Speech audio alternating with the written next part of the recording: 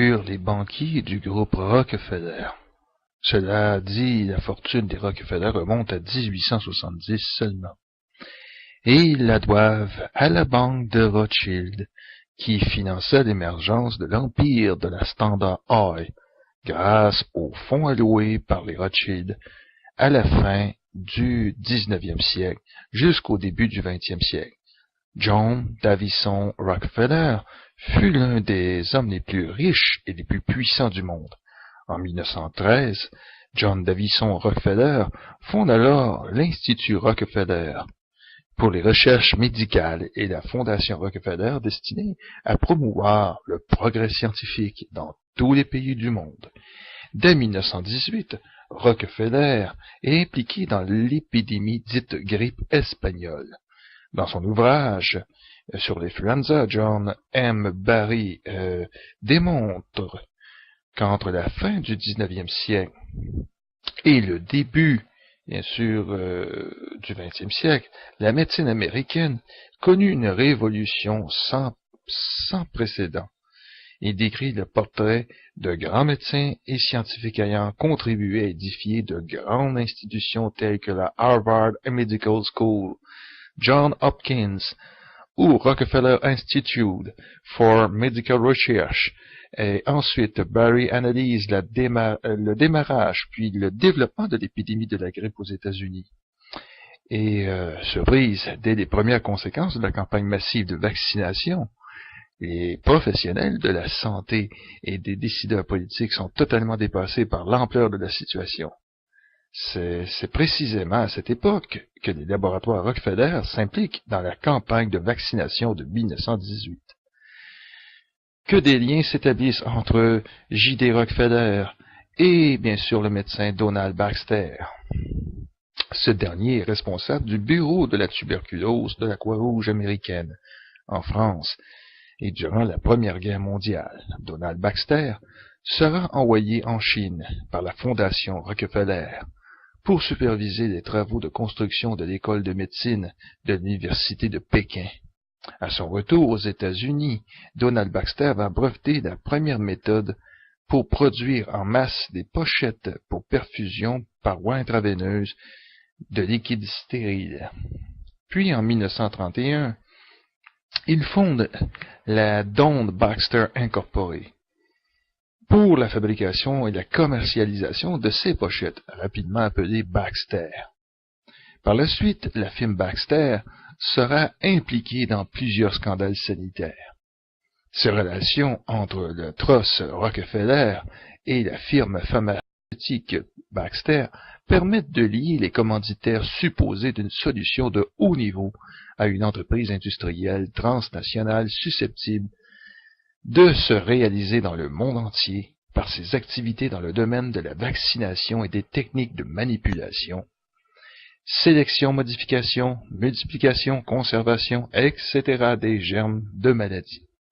De la pandémie grippale au World Trade Center, ils deviennent des spécialistes, des tueurs en série, des tueurs de masse. Récemment, souligne le Dr. Horowitz, une déposition sous serment faite par le FBI accuse David Rockefeller d'être à l'origine de la pandémie grippale. Depuis cette déposition établit qu'il existe des liens entre David Rockefeller et Larry Silverstein, milliardaire comme Rockefeller et investisseur dans l'immobilier. Silverstein était le bailleur de fonds du World Trade Center, comme par hasard. Après les attentats du 11 septembre 2001, il bénéficia d'un remboursement par les assurances de 5 beaux milliards de dollars sur les tours détruites par explosifs. Or, Larry Silverstein fit l'acquisition, bien sûr, du complexe immobilier du WTC 7 semaines avant les attentats, le 24 juillet 2001. Né dans les camps militaires de la Première Guerre mondiale, et d'une campagne de vaccination par les laboratoires Rockefeller et de l'injection aux soldats de deux camps, le vaccin contre la typhoïde, puis depuis 1916, dans les usines chinoises par injection à des porcs, et puis récolté sur des personnes infectées, ce n'est que plus tard que l'établissement médical a faussement baptisé la grippe espagnole, le virus recombiné mortel répandu par le vaccin de l'empire pharmaceutique des Rockefeller, est vraiment une source d'horreur. Voici quelques citations, nous éclairant sur les projets de David Rockefeller. Page 405 de sa biographie intitulée « Mémoire ». Depuis plus d'un siècle, les extrémistes idéologiques des deux bords politiques s'emparent des incidents dont on parle beaucoup dans les journaux, tels que ma rencontre avec Castro. Pour reprocher à la famille Rockefeller l'influence démesurée qu'ils prétendent que nous exerçons sur les institutions politiques et économiques des États-Unis. Certains croient même que nous faisons partie d'une cabale secrète, agissant contre les grands intérêts des États-Unis. Ils nous représentent, moi et ma famille, comme des internationalistes. Ils vont jusqu'à prétendre que nous conspirons avec d'autres capitalistes dans le monde pour construire une structure politique et économique mondiale plus intégrée. Un seul monde si vous préférez. Si c'est ce dont on m'accuse, je plaide coupable et j'en suis fier. Le membre du Congrès Larry McDonald a déclaré en 1976 « Le but des Rockefeller est de créer un gouvernement mondial, en combinant le supercapitalisme et le communisme. En plus d'être en connexion avec le Conseil des Relations étrangères, les Rockefeller ont créé une autre branche très puissante, appelée la Commission trilatérale. Celle-ci a été grandement impliquée dans certaines décisions prises par le gouvernement américain. Et ce depuis sa création, en 1973. Le sénateur américain Barry Goldwater a déclaré dans son livre « With No Apologies », la Commission trilatérale prévoit de devenir le véhicule de consolidation multinationale des intérêts banquiers et commerciaux en redéfinissant le contrôle du gouvernement politique américain. La Commission trilatérale met en œuvre de manière habile et coordonnée tous ses efforts pour consolider les 4 centres du pouvoir. Politique, monétaire, intellectuel et ecclésiastique. Le but de la Commission trilatérale est de créer une puissance économique mondiale, supérieure à celle des gouvernements des États impliqués. Quant aux managers et aux fondateurs de ce système, ils contrôleront le futur. Qui fait partie de la Commission trilatérale? John McCain, Hillary Clinton, George Herbert Walker Bush, Alan Greenspan, Henry Kissinger, J. Rockefeller,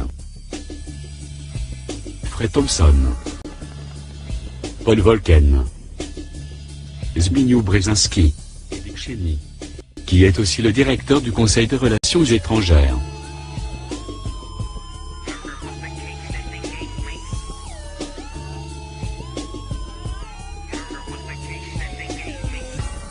David Rockefeller étant à un âge très avancé, il serait bon de s'attarder sur les activités de la nouvelle génération Rockefeller. J. Rockefeller contribue à mettre en place l'application d'une loi autorisant le gouvernement américain à mettre les citoyens américains sur écoute téléphonique, surveiller leurs mails, et ce sans aucun mandat. Programme de surveillance domestique qui avait été proposé par George W. Bush à l'époque.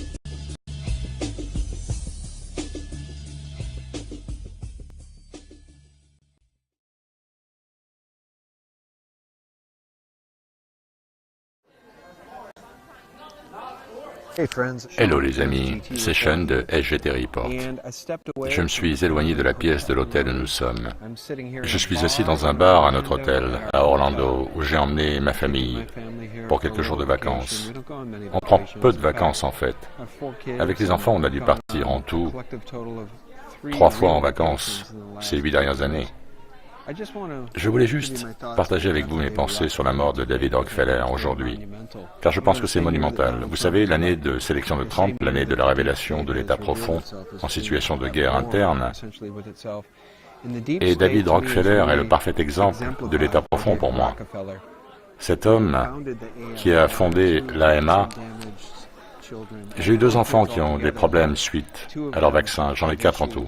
Mais 2 ont vraiment eu des problèmes, et ont toujours des problèmes, une vraie lutte. Je les aime chèrement. Et je me demande souvent quel genre de jeunes hommes ils auraient pu être s'ils n'avaient pas été vaccinés. Car je n'ai pris conscience de toute cette histoire de nouvel ordre mondial Illuminati que longtemps après qu'ils aient eu leur vaccin, tous leurs vaccins, et ils étaient déjà de jeunes hommes. Ça me brise le cœur, parce que vraiment, je me suis toujours demandé qui ils seraient maintenant sans les vaccins. Nos deux autres enfants se développent tout à fait normalement, et ils sont merveilleux et brillants. En fait, ma fille est première de sa classe. Elle n'a pas eu tous les vaccins. En fait, elle en a eu très peu. Et notre plus jeune en a quasiment pas reçu. Quoi qu'il en soit, ça, c'est l'âme de David Rockefeller, vraiment.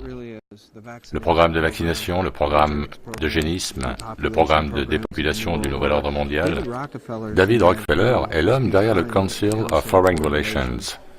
Il est également derrière la commission trilatérale. C'est celui qui accueillait Hillary Clinton quand elle venait au CFR pour les remercier de leur support et dire son excitation d'avoir une de leurs nouvelles succursales dans le quartier. Merci beaucoup. Richard et moi sommes ravis d'être dans ce nouveau siège. Je suis souvent allé à la maison mère à New York City. Mais il est bon d'avoir un avant-poste du Conseil ici, à quelques rues du département d'État. Nous recevons beaucoup de recommandations du CFR. Donc cela signifie que je n'aurai pas à aller très loin pour les écouter et savoir ce que nous devons faire dans le futur et comment nous... Merci beaucoup. Richard et moi sommes ravis d'être dans ce nouveau siège. Je suis souvent allé à la maison mère à New York City. Mais il est bon d'avoir un avant-poste du Conseil ici, à quelques rues du département d'État. Nous recevons beaucoup de recommandations du CFR. Donc cela signifie que je n'aurai pas à aller très loin pour les écouter et savoir ce que nous devons faire et comment nous devons penser le futur. Kay, elle ne va pas devoir aller très loin pour recevoir ses ordres de marche. Donc mes pensées sur la mort de Rockefeller, Dieu merci. Car comme le dit Bill Hicks, regarde mon gros compte en banque et ma famille, c'est du réel. Ce n'est qu'un manège. Mais on tue toujours les types bien qui essaient de nous le dire. Vous avez remarqué? Et on lâche les démons en furie. Mais ça ne fait rien, parce que ce n'est qu'un manège. N'est-ce pas marrant que les démons en furie soient lâchés quand des types bien meurent jeunes? Ceci a été la tendance depuis beaucoup trop longtemps, et en dépit de leurs programmes, de leur technologie pour prolonger la vie, en dépit de tous les privilèges qu'il a eus, en tant qu'une des élites majeures de la Terre, il n'a pas pu se sauver lui-même de la tombe. Il n'a pas pu s'éviter à lui-même le jugement dernier qu'est la mort. Et maintenant, il va devoir affronter son fabricant. Pas Jésus-Christ, pas le Créateur, mais les mains sombres du Seigneur des Ténèbres. En fait, je suis parfaitement convaincu que David Rockefeller était un satanique. Et maintenant, il est confronté à lui-même, se demandant pour l'éternité si ça en valait la peine. Et maintenant, il va devoir affronter son fabricant.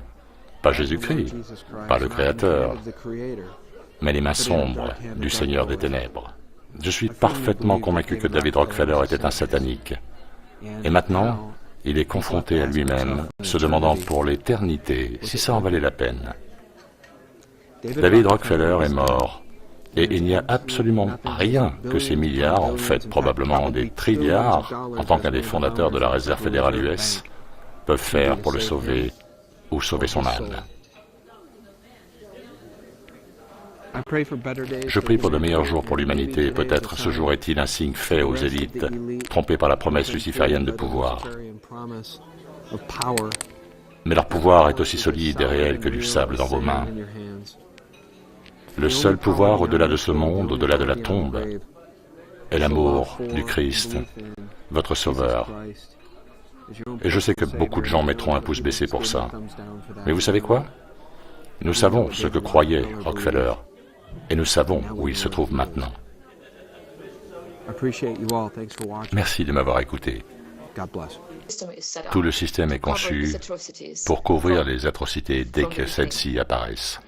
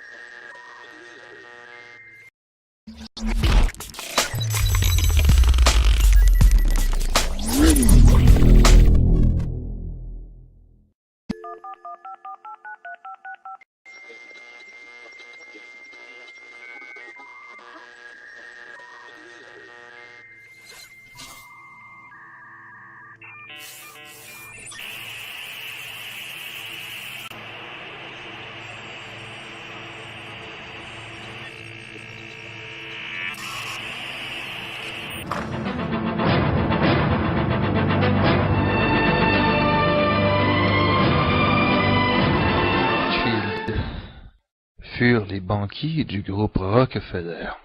Cela dit, la fortune des Rockefeller remonte à 1870 seulement. Et ils la doivent à la banque de Rothschild, qui finança l'émergence de l'empire, les commanditaires supposés d'une solution de haut niveau à une entreprise industrielle transnationale susceptible de se réaliser dans le monde entier par ses activités dans le domaine de la vaccination et des techniques de manipulation, sélection, modification, multiplication, conservation, etc. des germes de maladies. De la pandémie grippale au World Trade Center, ils deviennent des spécialistes, des tueurs en série, des tueurs de masse. Récemment, souligne le Dr. Horowitz, une déposition sous serment faite par le FBI accuse David Rockefeller d'être à l'origine de la pandémie grippale. Depuis cette déposition établit qu'il existe des liens entre David Rockefeller et Larry Silverstein, milliardaire comme Rockefeller et investisseur dans l'immobilier. Silverstein était le bailleur de tuberculose de la Croix-Rouge américaine en France et durant la Première Guerre mondiale. Donald Baxter sera envoyé en Chine par la Fondation Rockefeller pour superviser les travaux de construction de l'école de médecine de l'Université de Pékin. À son retour aux États-Unis, Donald Baxter va breveter la première méthode pour produire en masse des pochettes pour perfusion par voie intraveineuse de liquide stérile. Puis en 1931, il fonde la Donald Baxter Incorporated pour la fabrication et la commercialisation de ces pochettes, rapidement appelées Baxter. Par la suite, la firme Baxter sera impliquée dans plusieurs scandales sanitaires. Ces relations entre le tross Rockefeller et la firme pharmaceutique Baxter permettent de lier sans précédent. Il décrit le portrait de grands médecins et scientifiques ayant contribué à édifier de grandes institutions telles que la Harvard Medical School, Johns Hopkins ou Rockefeller Institute for Medical Research. Et ensuite, Barry analyse le démarrage puis le développement de l'épidémie de la grippe aux États-Unis. Et surprise, dès les premières conséquences de la campagne massive de vaccination, les professionnels de la santé et des décideurs politiques sont totalement dépassés par l'ampleur de la situation. C'est précisément à cette époque que les laboratoires Rockefeller s'impliquent dans la campagne de vaccination de 1918. Que des liens s'établissent entre J.D. Rockefeller et, bien sûr, le médecin Donald Baxter. Ce dernier est responsable du bureau de la tuberculose de la Standard Oil, grâce aux fonds alloués par les Rothschild à la fin du 19e siècle jusqu'au début du 20e siècle. John Davison Rockefeller fut l'un des hommes les plus riches et les plus puissants du monde. En 1913, John Davison Rockefeller fonde alors l'Institut Rockefeller pour les recherches médicales et la Fondation Rockefeller destinée à promouvoir le progrès scientifique dans tous les pays du monde. Dès 1918, Rockefeller est impliqué dans l'épidémie dite grippe espagnole. Dans son ouvrage sur l'influenza, John M. Barry démontre qu'entre la fin du 19e siècle et le début, bien sûr, du 20e siècle, la médecine américaine connut une révolution